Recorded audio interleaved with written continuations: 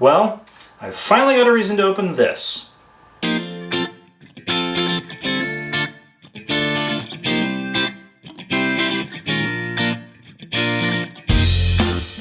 Hello and welcome to Intoxicated Masculinity. If it's Wednesday, we've got another cocktail video coming directly at you. Today we're going back to Philip Green's book, A Drinkable Feast, which is a really great cocktail book. It's interesting because it's sort of half cocktail book, half story. It talks about some of the cocktails that were invented in Paris in the 20s. This particular cocktail is the Bacardi Cocktail. It's sort of interesting because there's a couple of different versions of this that come out. It looks like it's developed in the 19 teens in Paris and sort of gains prominence in the 20s. So it's sort of a daiquiri, but sort of and by the way, we are going to do a video about the daiquiri. Oh, are we? But sort of a mutant daiquiri where things, up is down, black is white, cats and dogs living together. But it is a takeoff on a daiquiri. And the different bars, in this case we're going to do Harry's New York Bar and the Ritz Bar, both in Paris, and the way they sort of developed the cocktail a little bit differently. In this case, instead of using a simple syrup, we're going to be using grenadine for our sweetness. And the two cocktails are very similar, but I think we'll come out with some very different results. So now that we know a little bit about that, let's go ahead and dive right in and try both versions and see which one we like better. And we are now magically, mystically surrounded by a variety of booze. So our primary cocktail ingredient here is going to be our Bacardi. So it's going to go in both. Fresh crack.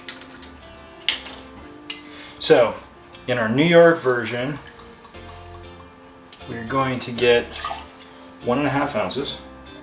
And in our Ritz version, we're going to get 2 ounces.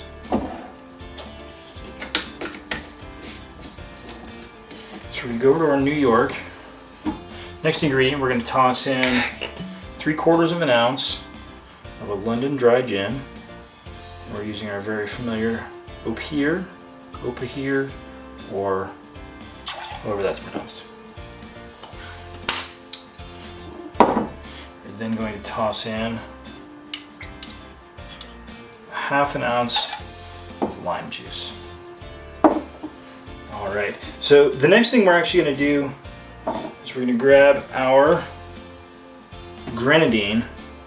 Now, it actually says that the New York version is going to get a 1/2 tablespoon, a teaspoon, and the Ritz version gets a full teaspoon. I'm not going to do that. We're just going to do a bar spoon in both.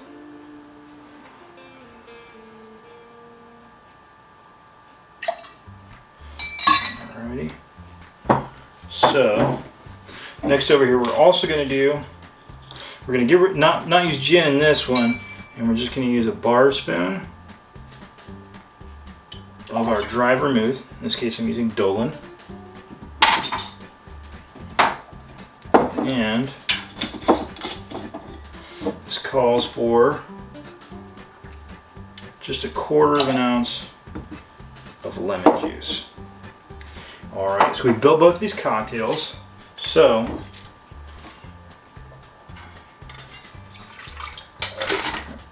toss each into our shaker. Make sure you get those nice and tight. We're going to shake these for about 10 or 15 seconds. Now when you're doing this, shaking both at the same time, you want to allow the cold to seal the shaker. So when you start shaking, you're going to want to go real slow, and then you can kind of speed up as you go. Once they're nice and cool on the inside, the pressure either decreases or increases. I am not a person who knows things, but it will seal the shaker, and you don't have to be as careful with anything leaking out. So give these a shake for 10-15 seconds, and then we'll see what they taste like.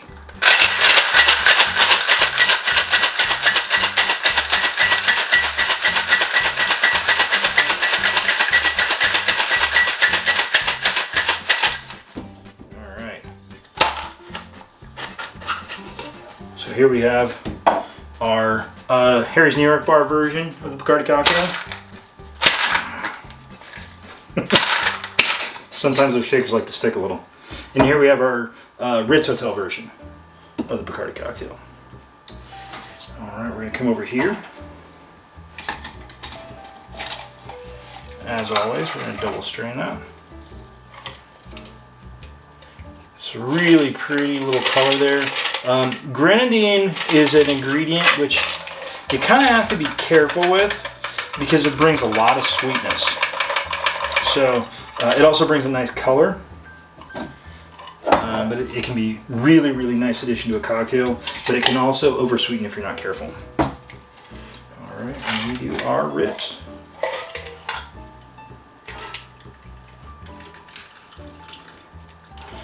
Now, one thing I've kind of noticed is I strain both of these.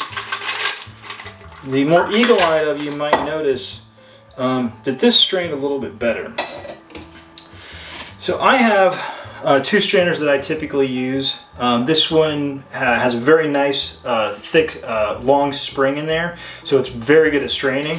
This was kind of a cheaper one that I put an extra spring in there, so it's better than it originally was, but it's still not quite as good. So when you're looking at your strainers, make sure you find some with a real long spring, because that's going to be much better at straining.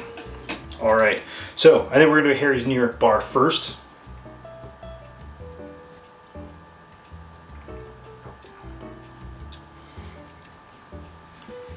It's a really interesting take on a daiquiri because it does definitely taste like a daiquiri. It brings the sweetness in. You've got your rum, obviously, but the gin is bringing sort of an herbal flavor to it. It's very different. I like it. It is a little more challenging than your typical daiquiri.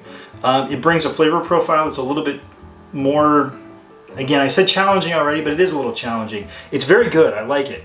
It's very sunny.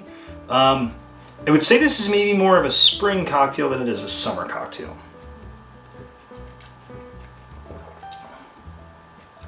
But that's quite good. All right, let's try the Ritz version.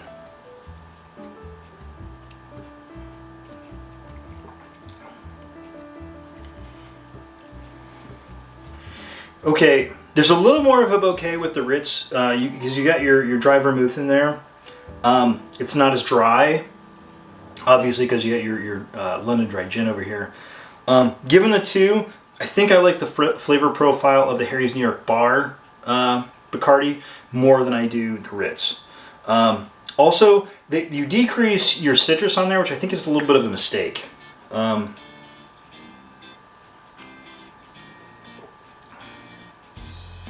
Yeah, the citrus isn't coming through as much there because you're using lemon juice, which is not quite as sour as your lime juice, plus you're using less of it.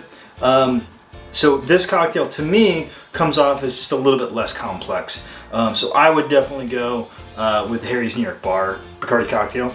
If you're a fan of the daiquiri, I think this is a nice change up and sort of makes you challenge your palate just a little bit. So I think this is the one I would have. And that being said, I want to thank everybody for watching. Please like and subscribe. And everybody, have a good drink and have a good day.